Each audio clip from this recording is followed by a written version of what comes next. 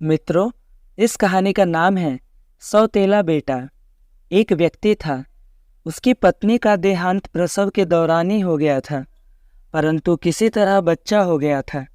छोटा बच्चा माँ के बिना कैसे संभाला जाएगा, ये एक बहुत ही चिंता का विषय हो गया था।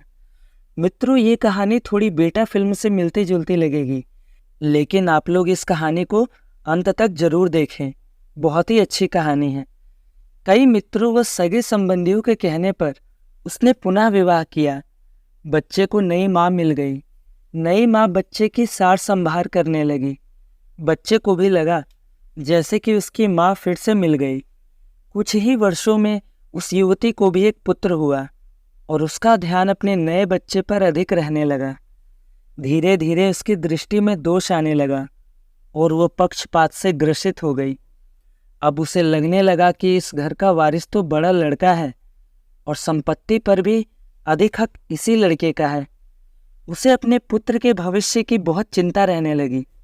उसने अपने पति को समझा बुझा के राजी किया और अपने बड़े लड़के की पढ़ाई लिखाई सब छुड़वा दी और घर के नौकर को भी हटा दिया तथा सब काम उस लड़के से कराने लगी।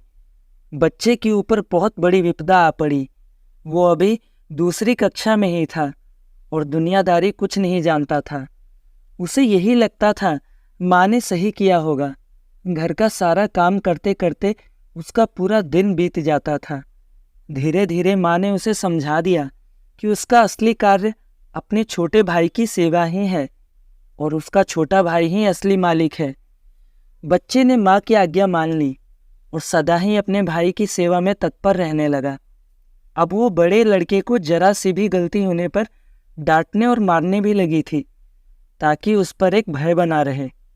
वो कोई अच्छे से अच्छे काम भी करता तो उसकी सौतेली माँ उसे बिल्कुल बेकार बताती, लेकिन फिर भी बालक के मन में माता के लिए प्यार ही उभरता। वो उसे सौतेली नहीं मान पाता था। उस औरत ने घर के पूजा पाठ का जिम्मा भी उसी बच्चे को दे रखा था। अतः उस बालक की बुद्धि धीरे धीरे आध्यात्मिक होने लगी। जैसे जैसे वो बड़ा होने लगा, उसे सच्चाई समझ में आने लगी, लेकिन वो अपना सब दुख भगवान से ही कहकर संतोष कर लेता था और उसका सारा दुख समाप्त हो जाता था। पिता से वो बहुत प्रीति करता था और जानता था कि पिता उसकी स्थिति से बहुत दुखी रहते हैं, लेकिन वो उनसे हमेशा माँ की बड़ाई ही करता था। पिता का होना ही उसके लिए बहुत था, परंतु उसके पिता भी एक बीमारी में चल बसे और वो बिल्कुल अकेला हो गया। बस भगवान ही उसके लिए रह गए। समय बीतने लगा और दोनों बच्चे बड़े हो गए। अब घर का सारा अधिकार सौतेली माँ के हाथ में था।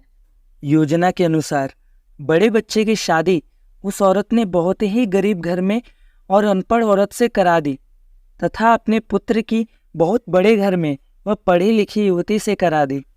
उसने बड़े लड़के को नौकरों वाले घर में से एक घर दे दिया और उसकी पत्नी को भी बता दिया कि उसका असली कार्य मालकिन यानी छोटी बहू की सेवा करना ही है।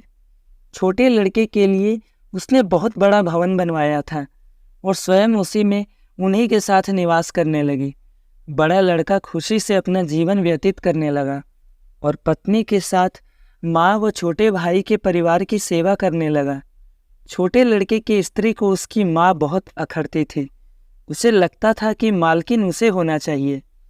अब सास बीमार भी रहती थी और साथ में रहने के कारण रात बिरात सेवा उस छोटी बहू को ही करनी पड़ती थी, जो उसे बिल्कुल नापसंद था। एक दिन पता चला कि सास को छूत की बीमारी हो गई है। ये जानकर तो छोटी बहू और दूर दूर रहने लगी। उसकी आंखों में सांस खटकने लगी। उसने अपने पति से कह दिया कि इस घर में या तो वो रहेगी या उसकी माँ। छोटे लड़के पर अपनी पत्नी का जादू चढ़ा हुआ था। उसने अपनी ही माँ को घर से बाहर निकाल दिया और उसे वही नौकरों के घर में रहने को कह दिया। अब माँ भी वृद्ध हो गई थी और अचानक इस घटनाक्रम से एकदम बदहवास सी हो गई। उसे अपने जीवन भर की पूंजी व्यर्थ जाती दिखी, तो वो अपने इस बेटे के ऊपर पूरी तरह निर्भर थी। उसने सपने में भी ऐसा नहीं सोचा था। उसे लगने लगा कि अब उसकी सेवा कौन करेगा।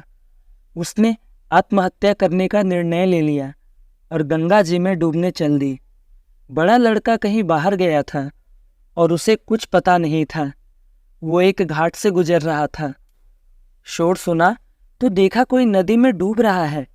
उसने भी छलांग लगा दी और जब बचा के ले आया तो देखा कि ये तो उसकी ही सौतेली माँ है। जब सारी बात पता चली उसे तो बहुत दुख हुआ और अपने पत्नी व माँ के साथ घर त्याग दिया। वह दूसरे गांव में रहने लगा। उसने अपने पत्नी के साथ माँ की बहुत सेवा की और वो ठीक हो गई। वो लोग अच्छे से जीवन बसर करने लगे। एक दिन उसकी माँ से बड़ी बहू ने पूछा, माँ मुझे कुछ शिक्षा दीजिए। तो सास की आंखों में आंसू भर आए। उसने मात्र इतना कहा कि बेटी तुम्हारा पति तो भगवान के समान है, शिक्षा तुम्हें उससे ही लेनी चाहिए।